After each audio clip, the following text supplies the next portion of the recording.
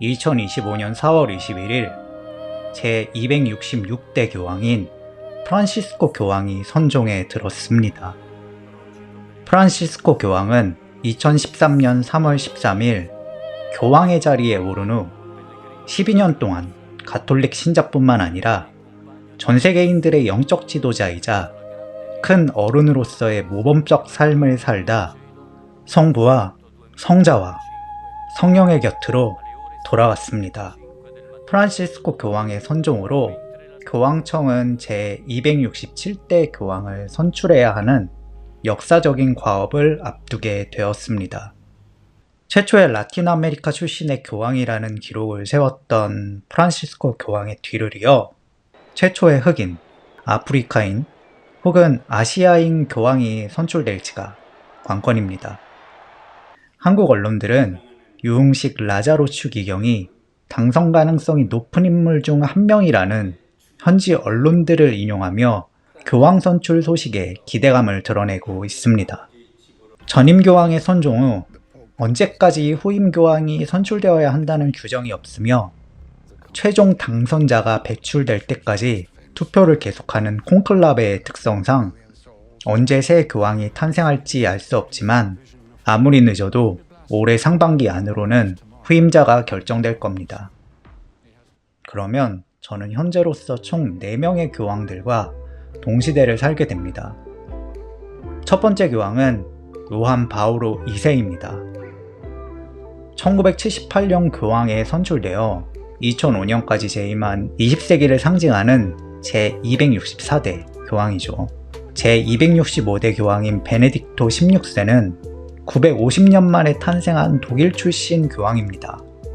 교황의 자리는 종신직이지만 건강상의 이유와 가톨릭 세계의 위기를 해결하기에 자신은 적임자가 아니라는 이유로 생전에 스스로 자리에서 내려와 아름답게 퇴장하는 선례를 남긴 교황이기도 했습니다.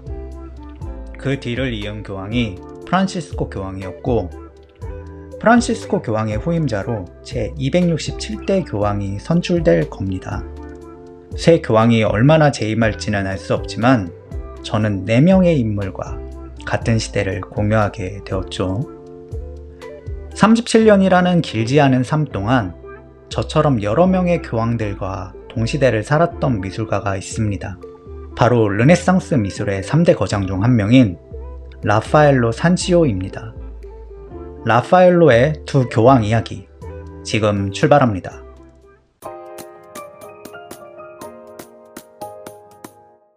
(392년) 기독교를 로마 제국의 국교로 선언한 테오도시우스 1세 황제는 395년 붕어하기 전 제국을 로마를 중심으로 한 서쪽과 콘스탄티노플을 중심으로 한 동쪽에 둘로 나누어 상속하며 로마 제국은 공식적으로 둘로 나뉩니다. 그로부터 80년이 지난 476년 서로마 제국은 게르만족의 침입으로 역사의 뒤안길로 완전히 사라집니다. 서로마 제국의 멸망으로 서유럽은 장기간 정치적 진공 상태에 빠집니다. 그 공백을 종교 지도자인 교황이 서서히 채우더니 천년경에 교황은 유럽에서 가장 강력한 권력자가 되었습니다.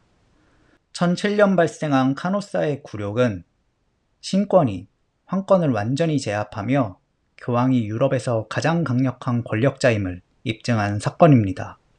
이후 교황의 권위는 차차 약화되었지만 라파엘로가 생존했던 15세기 말에서 16세기 초반에도 교황은 여전히 유럽에서 대단히 막강한 권력과 권위를 지닌 인물이었습니다. 라파엘로가 1483년 이탈리아 중부 우르비노에서 태어날 당시의 교황은 식스투스 4세였습니다. 1484년 제213대 교황으로 즉위한 이노센티우스 8세는 1492년까지 재위하고 제214대 교황이 된 알렉산데르 6세는 1503년 8월 18일까지 통치합니다. 알렉산데르 6세의 후임으로 비오 3세가 즉위하지만 불과 26일 만에 사망합니다. 비오 3세의 갑작스러운 죽음으로 율리우스 2세가 1503년 10월 31일 제216대 교황의 자리에 오릅니다.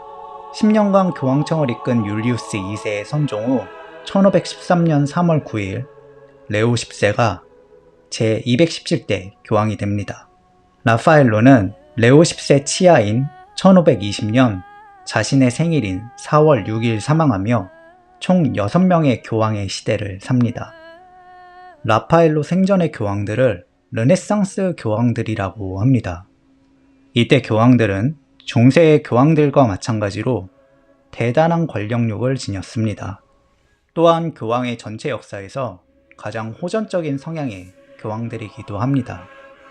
르네상스 교황들은 중세 말기 동안 약화된 교황의 권위 회복뿐만 아니라 교황청의 영토 확장이라는 물리적 확장에도 심혈을 기울였습니다. 자신과 교황청의 이익을 위해서라면 르네상스 교황들은 전쟁도 불사할 정도로 대단한 야심가들이었습니다. 르네상스 교황들이 이처럼 탐욕적인 권력욕을 보였던 데에는 이유가 있습니다. 중세 말기 교황과 교황청의 권위는 상당히 하락했습니다. 아비뇽 유수는 그 시발점입니다. 제195대 교황인 클레멘스 5세는 프랑스 국왕으로부터 강력한 군사적 원조를 받기 위해 1309년 교황청을 프랑스 아비뇽으로 이전합니다. 교황청이 프랑스 본토로 옮겨감으로써 의도했던 대로 교황청과 프랑스와의 관계는 더욱 공고해졌습니다. 클레멘스 5세 이후 차기 교황의 자리는 프랑스 왕의 후원을 받아 프랑스인들이 차지하였습니다. 아비뇽 유수 이전까지 교황의 자리는 신성 로마 제국 황제의 지원을 받는 이탈리아 혹은 신성 로마 제국 출신의 인물들에게 돌아갔습니다. 하지만 제196대 요한 22세에서 제201대 그레고리우스 11세에 이르는 6명의 교황은 모두 프랑스에서 배출되었습니다. 문제는 그 이후부터입니다. 그레고리우스 11세는 1377년 교황청을 다시 로마로 이전합니다. 1378년 그레고리우스 11세가 선종한 후 제202대 교황은 프랑스인에서 다시 이탈리아인인 우르바노 6세에게 돌아갑니다. 교황의 자리를 뺏겼다고 느낀 프랑스는 우르바노 6세의 정통성의 문제를 삼으며 별도로 교황을 선출합니다. 그가 바로 대립교황 클레멘스 7세입니다. 이 시기는 2명 혹은 3명의 교황이 동시에 존재했던 대립교황들의 시기로 역사적으로는 서방교회의 대혼란 시기로 불립니다. 가톨릭교회의 대분열 시기는 1378년부터 1417년까지라고 하지만 대립교황은 그 이후 1449년 필릭스 5세가 제208대 교황에 선출된 니콜라우스 5세의 정통성을 인정할 때까지 계속 등장합니다. 가톨릭 위계 질서의 정점인 교황의 자리를 두고 내부 총질이 이루어지니 교황과 교황청의 권위가 실추되는 건 당연했습니다. 뿐만 아니라 95개조 반박문에서 마르틴 루터가 교황청의 면죄부 판매를 공개에 저격하기 전인 14세기에도 교회의 타락과 속물화가 지속적으로 도마 위에 올랐습니다. 1455년을 끝으로 대립교황은 더는 등장하지 않았지만 1460년대에 즉위한 교황들은 이제 후속 문제에 집중해야 했습니다. 교회와 교황, 그리고 교황청의 실추된 권위를 하루빨리 복원해야만 했습니다. 교회의 권위를 회복하는 전략은 여러 가지가 있었지만 그중 하나는 교황의 본거지이자 교황청의 핵심인 로마를 다른 어떤 권력자들의 도시보다도 화려하게 장엄하는 겁니다. 이 과업에는 도나텔로, 프라 안젤리코, 마사치오 등 르네상스 초기를 대표하는 여러 미술가들이 참여하였습니다. 한참 후배인 라파엘로는 교황과 교황청에 봉사하기 위해 1509년 로마에 입성합니다. 라파엘로는 자신의 커리어를 고향인 우르비노와 그 남쪽에 위치한 페루자에서 시작하였습니다. 그러다 1504년경 북쪽에 위치한 당시 미술의 중심지이자 금융 선진 지역인 피렌체로 건너갑니다. 피렌체 시기는 라파엘로 전체 커리어에서 매우 중요한 시기입니다.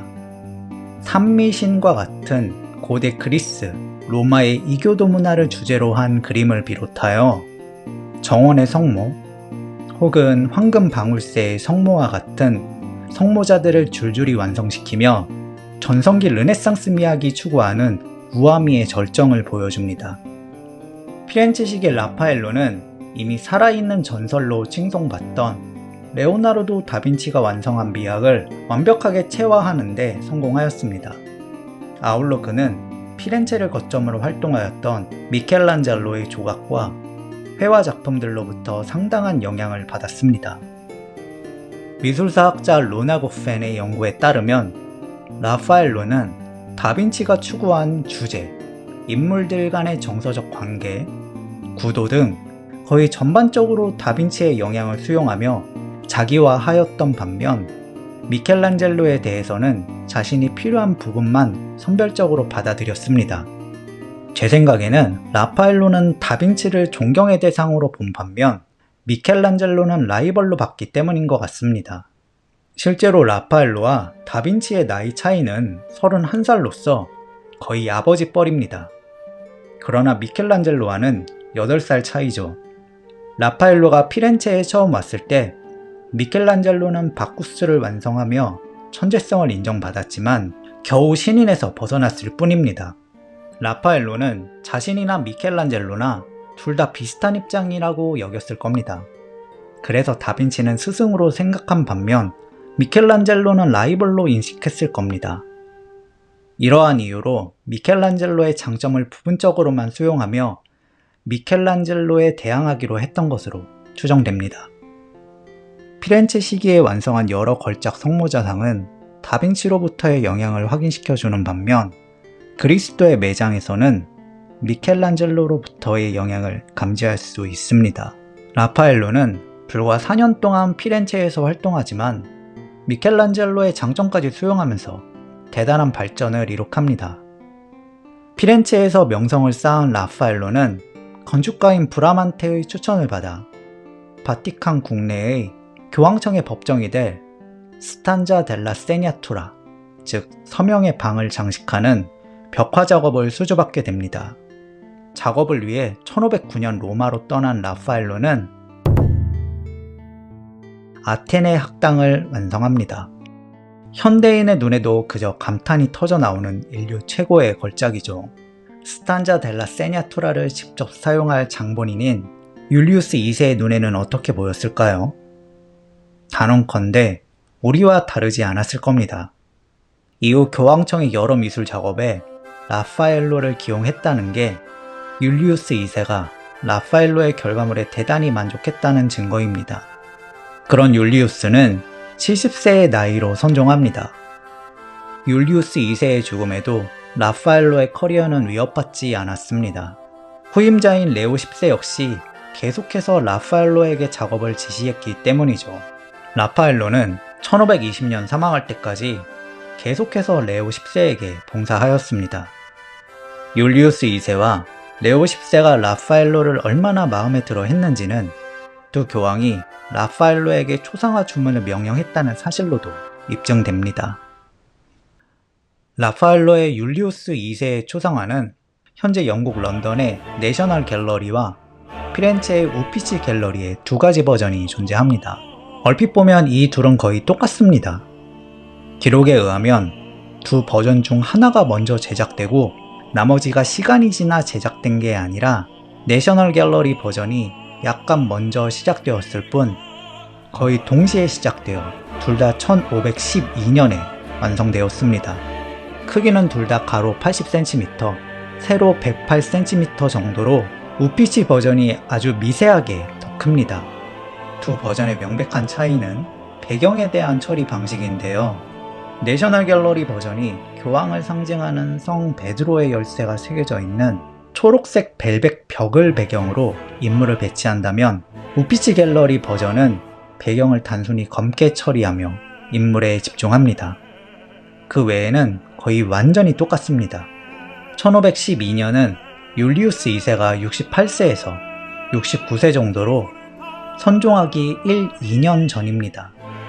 왼쪽에서 오른쪽으로 사선으로 배치된 의자에 앉은 교황은 관람자의 시선을 회피하듯 아래쪽을 바라봅니다. 그의 시선은 아랫방향이지만 특별히 무언가를 바라보는 것 같지는 않습니다. 생각에 잠긴 듯이 보이는데 이 노쇠한 교황은 과연 무엇을 생각하는 걸까요? 율리우스 2세는 전형적인 르네상스 교황입니다. 율리우스 2세는 역대 그 어떤 교황보다도 교황의 세속권 확장에 욕심을 부렸습니다. 굉장히 과격한 성격이며 자신과 교황청의 권위를 확대하기 위해서는 물리적 충돌도 두려워하지 않았던 율리우스 2세는 전사교황으로도 불립니다. 그는 교황이지만 르네상스 시대의 최대 고전으로 평가받는 마키아벨리의 군주론에 등장하는 군주의 초상 그 자체였습니다. 마키아벨리는 군주는 자신과 국가의 이익을 위해서는 냉철해야 하며 목적을 이루기 위해서는 수단과 방법을 가리지 말아야 한다고 주장합니다. 비록 군주론은 마키아벨리 사망 후에 공식 출간되지만 이미 1513년경부터 널리 읽힌 것으로 파악됩니다. 율리우스 2세는 군주론에 지대한 영향을 미쳤습니다. 군주론에서 새 시대의 교황에 관한 전형적인 인물로서 마키아벨리는 율리우스 2세를 제시하기 때문이죠. 율리우스 2세는 자신의 목표를 달성하기 위해 동맹자를 수시로 갈아치우면서 자신의 이익을 극대화하는 데 총력을 기울였습니다. 그런 악명을 지닌 율리우스 2세이지만 라파엘로의 초상화만 보았을 때 율리우스 2세는 전혀 그렇게 보이지 않습니다. 이 작품은 율리우스 2세의 공식 초상화로 알려져 있습니다. 교황이나 황제와 같은 군주의 공식 초상화는 권력자의 권위를 전달하기 위하여 근엄하고 보는 사람들에게 경외심을 불러일으키도록 묘사하는 게 일반적입니다. 그렇지만 라파엘로는 교황을 삶의 끝자락에서 자신의 삶을 되돌아보고 후회와 연민에 빠진 인물로 묘사합니다. 절대적 권력을 지녔으며 역대 교황들 중 가장 호전적인 성격의 교황인 율리우스 2세는 그저 힘없고 무기력한 한 사람의 인간으로 보일 뿐입니다. 그렇다고 라파엘로가 실제 율리우스 2세와 전혀 닮지 않게 교황을 그린 건 아닙니다. 교황의 선종 후 이 초상화는 산타마리아 델 포폴로의 제단 위에 걸렸습니다. 율리우스 2세의 초상화를 직접 본 조르지오 바사리는 마치 살아있는 인물을 마주하는 것처럼 두려움의 감정을 유발할 정도로 진실에 가깝다라고 평가하였습니다. 바사리가 느낀 두려움은 과격한 성격의 절대 권력자인 교황 율리우스 2세의 개인적 카리스마로부터 느낀 감정이 아닙니다. 당시 최고 권력자 역시 거대한 운명의 힘을 피할 수 없는 인간으로서의 나약함, 인생의 덧없음, 죽음으로 귀결되는 인간의 숙명에 대한 두려움입니다. 약간 구부러진 등뿐만 아니라 수심에 가득 찬 채 아래를 내려다보는 눈빛은 생의 종착역에 거의 다다른 교황이 이러한 만고불변의 진리를 여실히 깨달은 듯한 모습입니다. 율리우스 2세의 초상화는 인물을 다룬 초상화이지만 보는 사람들에게는 인생의 무상함을 일깨워주는 일종의 바니타스입니다. 다만 일반적인 바니타스 회화들이 정물화를 통해 이러한 메시지를 전달한다면 라파엘로는 실존 인물에 관한 초상화를 통해 이를 상기시킨다는 게 결정적인 차이라 할 수 있습니다. 1512년 이 그림이 완성되었을 때 교황은 자신의 죽음이 임박했다는 걸 알고 있었을까요? 율리우스 2세는 1513년 2월 21일 매독으로 추정되는 고열로 사망합니다. 율리우스 2세의 서거 약 20일 후 피렌체를 통치하는 메디치 가문의 지오반니 디 로렌조 데 메디치 추기경이 3월 9일 후임 교황에 즉위합니다. 그가 제217대 교황 레오 10세입니다.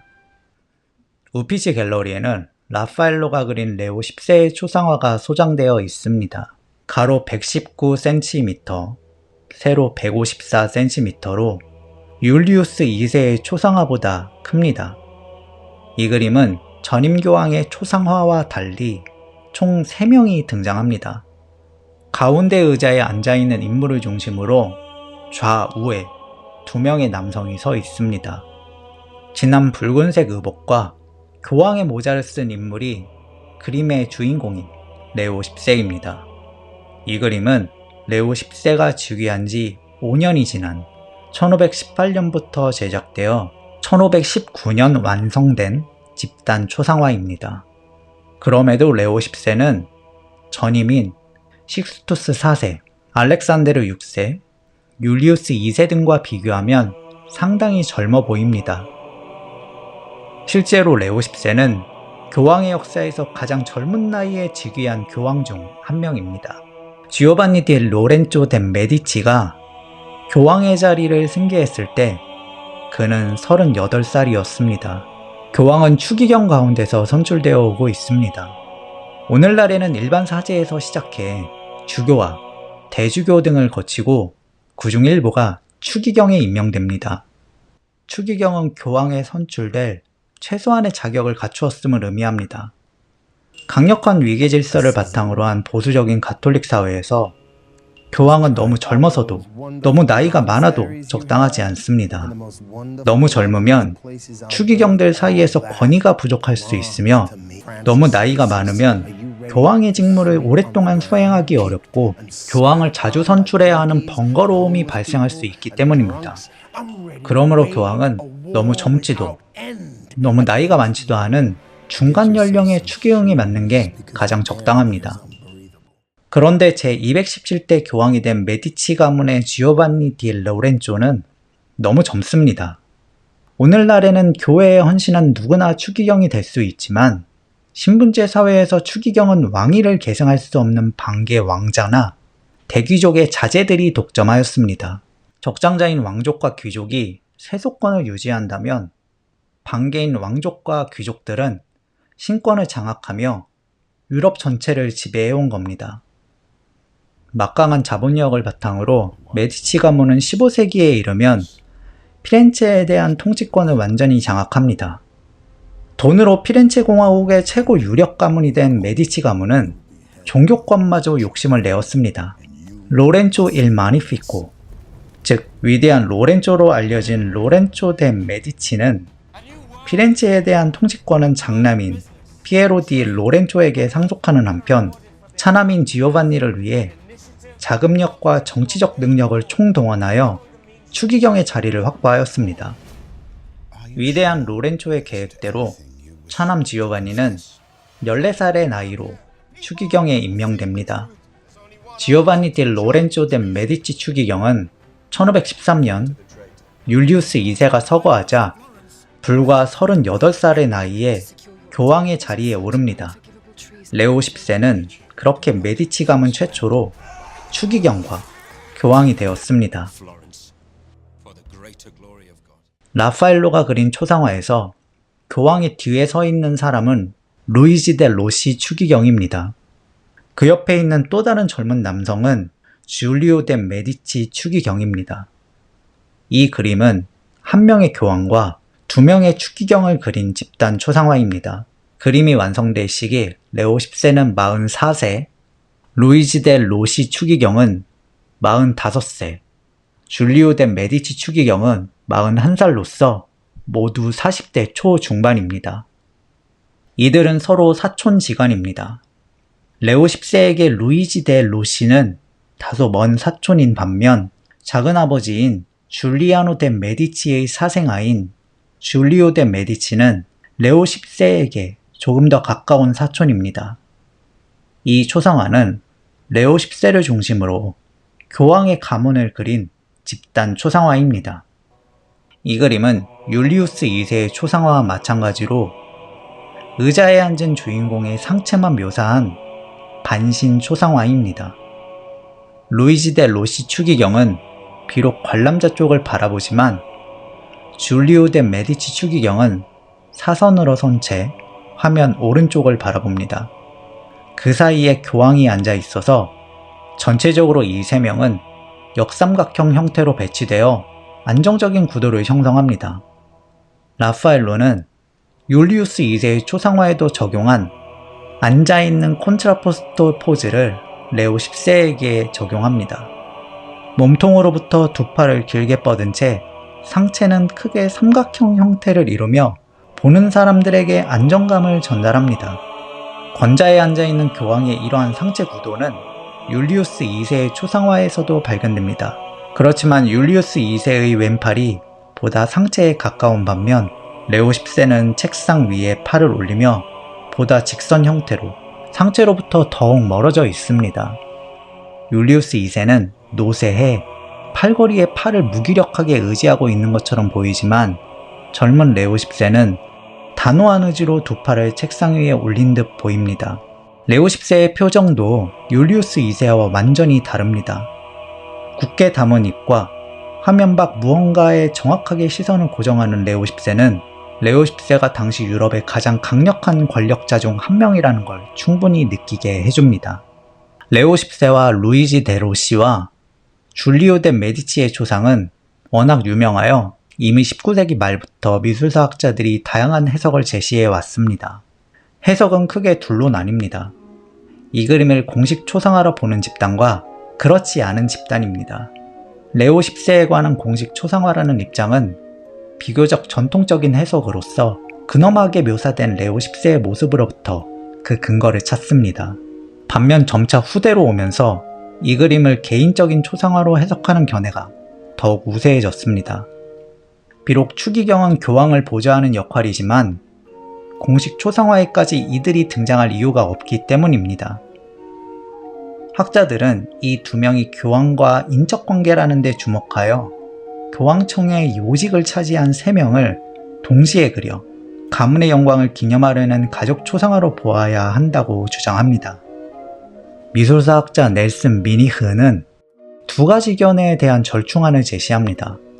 레오 10세는 율리우스 2세 못지않게 대단히 호전적이며 게다가 메디치 가문의 후손으로서 경제적 가치를 대단히 중시했습니다. 오늘날 그는 돈과 여자를 사랑한 속물적인 교황으로 알려져 있습니다. 미니흐는 레오 10세의 감춰진 면모를 강조합니다. 레오 10세는 이미 7살 때 탁발계를 받으며 종교인의 삶을 시작합니다. 신앙심은 그의 정체성의 일부였습니다. 레오 10세는 실제로 신앙심이 높았고 교황의 직무를 역대 어떤 교황들보다도 진지하게 고민하며 교황의 의무에 충실했으며 교회의 오랜 문제를 개선하는 데 상당한 관심을 쏟았습니다. 이러한 레오 10세의 성향을 근거로 레오 10세는 라파엘로의 초상화를 통하여 신실하고 근엄하며 개혁적인 교황으로 보이고 싶어 했다는 게 미니흐의 주장입니다. 그는 이 그림이 가문의 영광을 기념하기 위한 사적 목적도 있다는 건 역시 인정합니다. 메디치 가문은 피렌체를 통치했지만 그들은 왕족은커녕 유서 깊은 정통 귀족 가문도 아닙니다. 레오 10세가 교황의 자리를 차지했지만 메디치 가문은 여전히 상업과 금융업으로 부를 축적해 운 좋게 권력을 잡은 어떻게 보면 졸부 집안이었습니다. 그럼 메디치 가문은 레오 10세 사후 1532년 신송로마 제국의 카를 5세가 알레산드로 데 메디치를 공작으로 봉하면서 귀족의 반열에 오릅니다. 레오 10세는 알레산드로 데 메디치의 작은 할아버지입니다. 메디치 가문이 명문 귀족 가문으로 거듭날 수 있었던 건 레오 10세가 교황의 자리에 오르고 인척들을 추기경에 임명하는 등 교회의 요직을 차지하며 교권을 장악하는 데 성공했기 때문입니다. 그의 인척들을 추기경에 임명했다는 건 가문의 일원이 교황의 자리를 승계할 수 있는 환경을 조성했다는 걸 의미합니다. 로베레 가문의 식스투스 4세는 조카인 줄리아노 델라 로베로를 추기경에 임명합니다. 비록 식스투스 4세 직후 교황은 다른 가문 출신의 인노센티우스 8세가 승계했지만 돌고 돌아 줄리아노 델라 로베레 추기경은 제216대 교황에 선출되어 율리우스 2세가 됩니다. 레오 10세의 뒤는 네덜란드 사람인 하드리아누스 6세가 계승하지만 그는 재위 21개월 만에 사망하고 1523년 11월 26일 제219대 교황으로 클레멘스 7세가 즉위합니다. 그가 바로 라파엘로의 집단 초상화에서 레오 10세의 오른쪽에 있는 줄리오 데 메디치입니다. 레오 10세의 사촌인 줄리오 데 메디치는 메디치 가문의 사상 두 번째 추기경에 이어 두 번째로 교황의 자리에 오릅니다.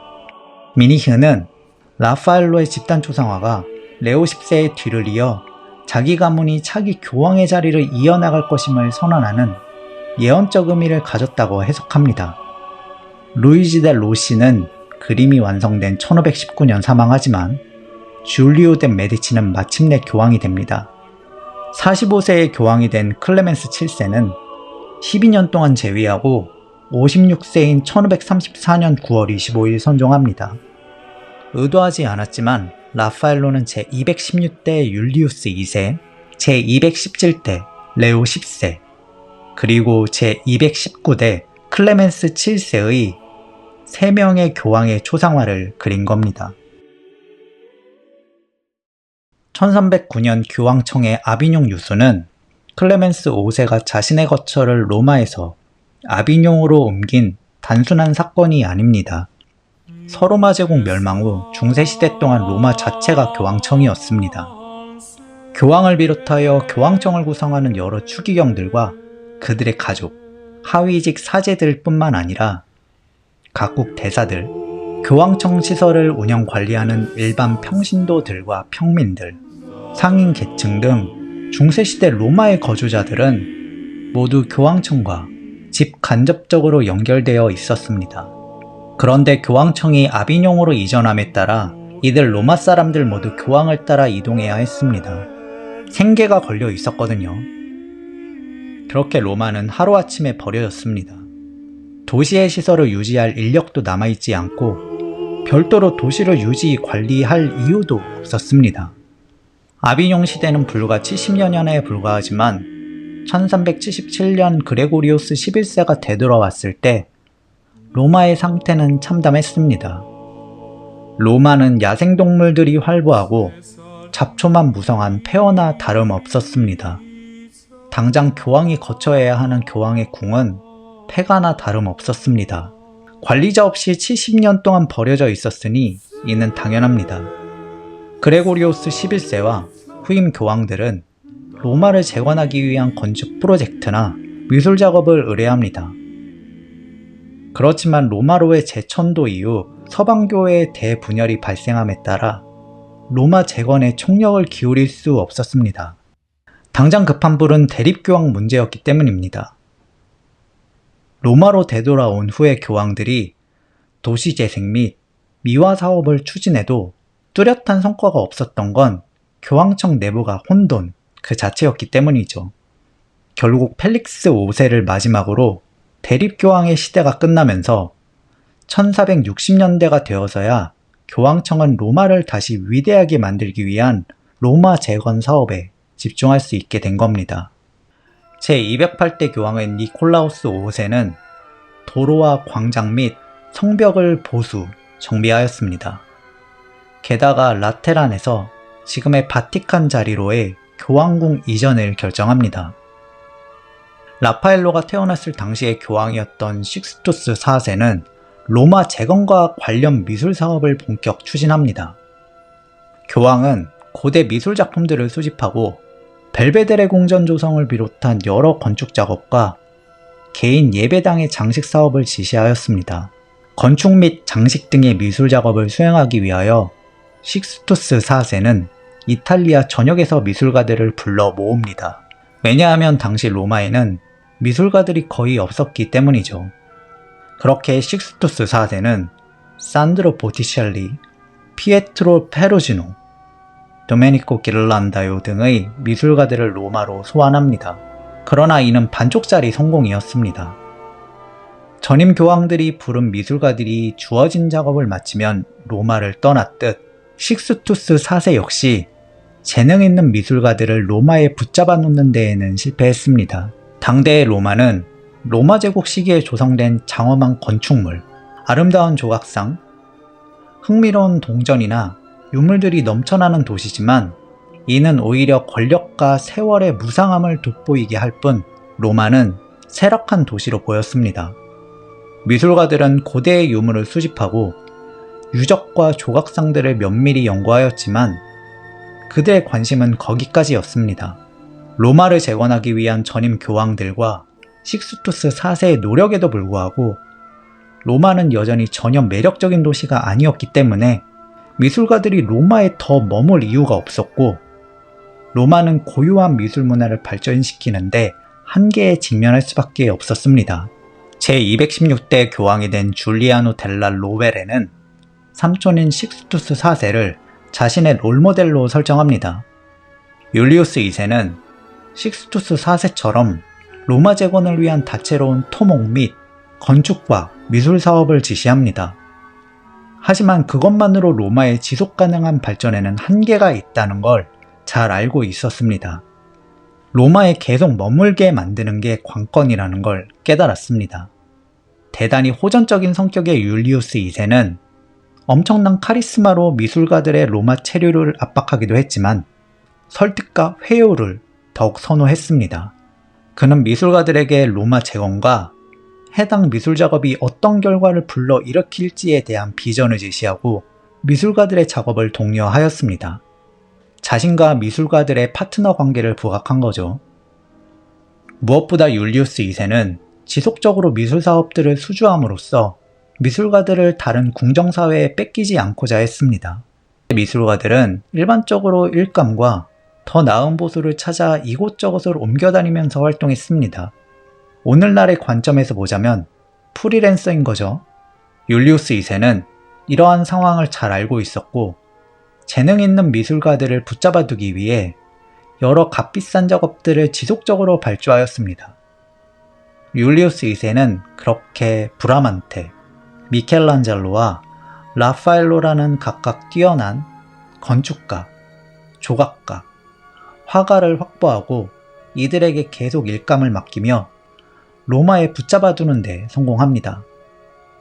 아르놀트 하우저는 율리우스 2세가 브라만테, 미켈란젤로 및 라파엘로를 로마에 상주시킴으로써 비로소 로마는 로마만의 미술 문화를 발전하는 계기를 마련할 수 있었다고 평가합니다. 미술사학자 이블린 웰치 역시 율리우스 2세 덕분에 미술가들은 로마를 머물고 싶은 도시로 바라보기 시작했다고 주장합니다. 율리우스 2세는 미술가들에게 지속적으로 과업을 지시하며 안정적인 소득을 보장해 주었습니다. 아울러 대대적인 기반시설에 대한 투자로 로마를 쾌적한 도시로 단장하고 로마 제국의 유물과 유적을 복원하여 미술가들이 고대로부터 영감을 얻을 수 있는 환경을 조성하였습니다. 이미 16세기부터 거장의 반열에 오른 미켈란젤로와 라파엘로의 여러 작품들을 보유하고 있었던 것도 후배 미술가들이 로마에 머물고 싶은 주된 이유였습니다. 이러한 노력으로 인해 로마는 미술의 중심지로 자리 잡게 되었습니다. 율리우스 2세의 뒤를 이어 교황이 된 레오 10세는 전임자의 유지를 대부분 개정합니다. 레오 10세는 연회를 즐기고 사치스러웠는데 이러한 그의 성향은 오히려 이 시기 미술에 긍정적으로 작용하였습니다. 그는 이미 추기경이었을 때 자신의 사절을 준공시키고 실내 장식을 주문하여 프라 바르텔로메오가 조각과 벽화 작업을 수행하였습니다. 레오 10세는 어린 시절부터 미술과 미술 후원에 익숙했습니다. 메디치 가문은 르네상스 전체 역사에서 가장 중요한 미술 후원자 집안입니다. 특히 레오 10세의 아버지인 로렌조 데 메디치는 메디치 가문을 통틀어 가장 위대한 미술 후원자로 평가받습니다. 보티첼리와 기를란다요를 적극적으로 후원하며 자신을 위한 사적 목적에서의 작품들 뿐만 아니라 피렌체 시를 위한 상당수의 미술들을 주문하였습니다. 로렌조 데 메디치는 10대의 미켈란젤로를 발굴하고 그가 피렌체에서 조각 작업을 수행할 수 있는 길을 열어주었습니다. 이러한 환경에서 자라난 레오 10세이므로 교황이 된 이후 레오 10세는 로마를 재건하기 위하여 여러 미술 작품들을 지시합니다. 그는 율리우스 2세가 중용한 미켈란젤로와 라파엘로를 지속적으로 기용합니다. 율리우스 2세가 미켈란젤로에게 시스틴 채플의 벽화 제작을 의뢰하여 미켈란젤로의 화가로서의 역량을 개발했던 것처럼 레오 10세는 라파엘로의 건축가로서의 활동을 보장해줍니다. 1514년 브라만테 사망 후 레오 10세는 라파엘로를 교황청의 수석 건축가에 임명하여 성 피에트로 대성전 건축을 책임 감독하도록 지시합니다. 레오 10세는 라파엘로에게 로마의 유적 조사와 복원 책임의 자리까지 임명합니다. 레오 10세의 라파엘로에 대한 신뢰는 율리우스 2세 못지않으며 라파엘로가 교황청 미술사업 전체에 관여하도록 하였습니다. 레오 10세는 부친인 로렌조 데 메디치와 전임 교황 율리우스 2세가 그랬던 것처럼 여전히 미켈란젤로 역시 신뢰하며 이들을 모두 적절히 기용하였습니다. 라파엘로가 사망할 즈음 로마는 유럽의 미술 중심지로 우뚝 서게 됩니다. 그 명성은 약 300년간 유지됩니다. 이 기간 동안 유럽의 미술가들에게 로마는 종교뿐만 아니라 미술의 차원에서도 불멸의 도시가 되었습니다. 유럽의 모든 미술가들은 로마를 죽기 전에 반드시 순례해야 하는 도시로 추앙하였습니다. 이러한 로마의 위상은 오늘날에도 계속됩니다. 비록 로마는 현대미술의 중심지는 아니지만 여전히 문화와 예술의 도시로서 현대인들이 꼭 방문하고 싶은 도시 중 하나입니다. 그런 로마를 영원의 도시로 만든 건 다름 아닌 율리우스 2세와 레오 10세와 같은 르네상스 교황들입니다. 교황의 국가 수장인 바티칸 시국은 여의도의 약 10분의 1 크기인 총 면적 0.44제곱킬로미터로서 전 세계에서 가장 작은 국가입니다. 하지만 바티칸은 상당한 존재감을 지닌 나라입니다. 단지 교황의 나라이기 때문만은 아닙니다. 산 피에트로 대성전을 비롯한 로마에서 손꼽히는 역사적인 건축물이 바티칸 시국의 영토이기 때문입니다. 바티칸에는 대형 박물관이 존재합니다. 식스투스 4세의 명에 따라 조성된 벨베데레 궁은 현재는 바티칸 박물관으로 개조되어 운영 중입니다. 박물관은 라오콘과 아폴로 벨베데레와 같은 고대 조각상을 비롯하여 라파엘로의 폴리니오 마돈나나 카라바지오의 그리스도의 매장 등을 소장하고 있습니다. 바티칸 박물관은 전 세계에서 방문자 수가 가장 많은 박물관 중 하나입니다. 2024년 한 해에만 680명 이상이 방문하였고 연간 약 1억 달러, 한화 약 1200억 원의 수익을 거둬들이는 편입니다. 많은 사람들이 교황이 집전하는 미사에 참여하고자 바티칸을 방문하지만 박물관의 미술품 관람 역시 바티칸을 방문하는 주요 이유입니다. 그 정도로 바티칸 박물관과 바티칸이 소유한 양질의 소장품은 바티칸 시국을 세계에서 가장 작지만 강한 나라로 만들어주는 원동력이기도 합니다. 2024년 기준 바티칸 박물관에는 총 780명이 근무하며 협력업체 직원을 더하면 약 1000명이 근무 중입니다. 박물관 미술관은 외지 관광객들을 유치할 수 있는 관광 자원으로서 지역 경제에 상당한 도움을 줍니다. 게다가 박물관 미술관은 기관 운영을 위한 인력이 필요해 상당한 고용 창출 효과를 지녔고요. 여의도 면적의 고작 10분의 1에 불과한 나라의 박물관에만 이 정도의 인력이 근무한다는 건 고용 창출 능력이 상당히 높다는 걸 뜻합니다. 박물관 미술관은 폭넓은 일반 대중이 미술품과 유물을 즐길 수 있는 공간입니다. 미술품을 개인이 소장한다면 미술품 향유는 개인이 독점합니다. 하지만 박물관 미술관을 운영하는 건 특정 개인이 아닌 일반 대중에게 그 혜택을 제공한다는 걸 의미합니다. 현대의 바티칸 시국이 르네상스 교황들의 시대와 달리 동시대 미술가들에게 미술품 제작 주문에 소극적이더라도 박물관 미술관을 운영하여 일반 대중에게 공개하는 것만으로도 미술 후원자로서의 역할을 지속해 나가는 겁니다. 다만 창작자가 아닌 복원가, 학예사와 같은 2차적인 전문가들과 일반 대중이 수혜자라는 게 차이일 뿐이죠. 그러한 관점에서 현대의 교황들은 르네상스 교황들의 유지를 계승하고 있는 겁니다. 라파엘로의 두 교황 이야기에 관한 이번 영상은 이만 마무리하도록 하겠습니다. 긴 영상 끝까지 시청해주신 분들께 진심으로 감사 말씀드립니다. 라파엘로의 두 교황의 초성화가 어떻게 보이는지, 단점도 있지만 장점도 있는 율리우스 2세와 레오 10세에 대해 어떻게 생각하는지 댓글로 공유해 주시겠어요? 영상이 여러분들의 그림에 관한 호기심에 도움이 되었다면 구독, 좋아요 및 알림 설정 부탁드리며, 지금까지 그림에 관한 모든 수다, 한양수다인이었습니다.